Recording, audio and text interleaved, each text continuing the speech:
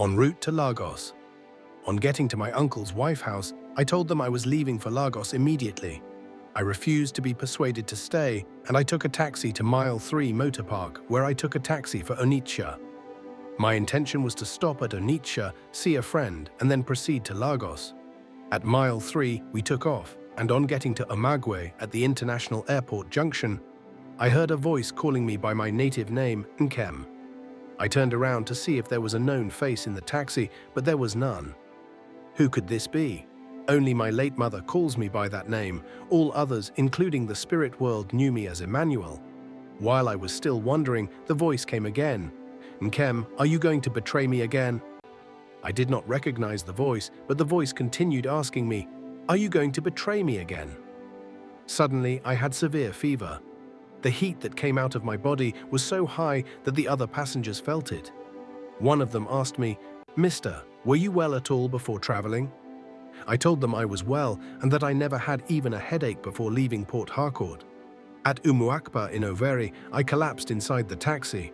The next I knew was that two men, tall and huge, came to take me, one on my left and the other on my right, and they never spoke a word to me. They led me through a very rough road with bottles and metals.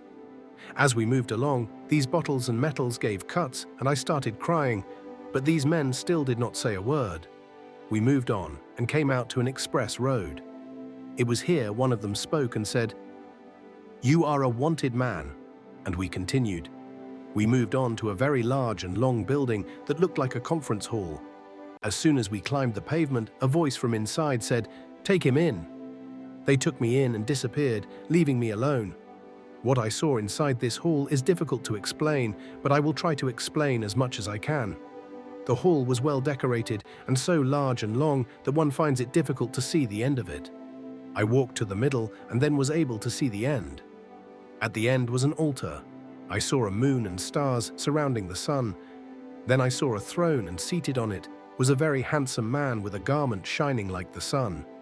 He said, "Come." But because of his brightness, I could not go. Whenever I tried to move a leg, I would fall. I stood up, tried again, and fell. Suddenly, a moon came out of the throne where he was sitting and moved on the ceiling right up where I stood. Then two hands came out of the moon, held my head, shook me, and my physical body pulled off, like pulling off a dress. And the real me stood. The hands folded it as if folding a cloth and dropped it at the corner. The moon then moved back to the throne, and then he that sat on it said again, "Come." The spiritual cleansing. I walked to a point, and he stepped out of the throne to me, removed my legs one after another, and poured out what was inside them and fixed them back.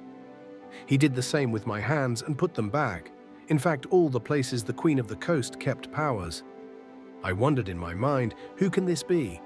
And how did he know the spots these things were kept? After this, he went back to his throne and asked me to come. As I started walking, certain objects started falling from my body, scales fell from my eyes, etc. But before I got to the altar, it stopped. "Where are you going?" he asked. I answered and said, "I am going to Onitsha to see a friend." He said, "Yes, but I will show you what you have in your mind." Up till this moment, I did not know who he was, but one thing was certain, and that was he was more powerful than all the powers I had come across. He beckoned on a man and asked him to show me what I had conceived in my heart. This man took me to a room and opened something like a blackboard. In fact, if there was a way to escape, I could have escaped. For before me was written all that I had planned against Christians and my plan against the Assemblies of God Church, Silver Valley. The man brought me back to the altar and left. He came out of the throne and took me by his hands and said he was going to show me certain things. On our way, he said, "I do not want you to perish, but to save you, and this is your last chance. If you do not repent and come and serve me, you will die. I will show you the abode of the saved and the disobedient." When he said this, I then knew he was Jesus Christ. You can visit us at swissministry.com.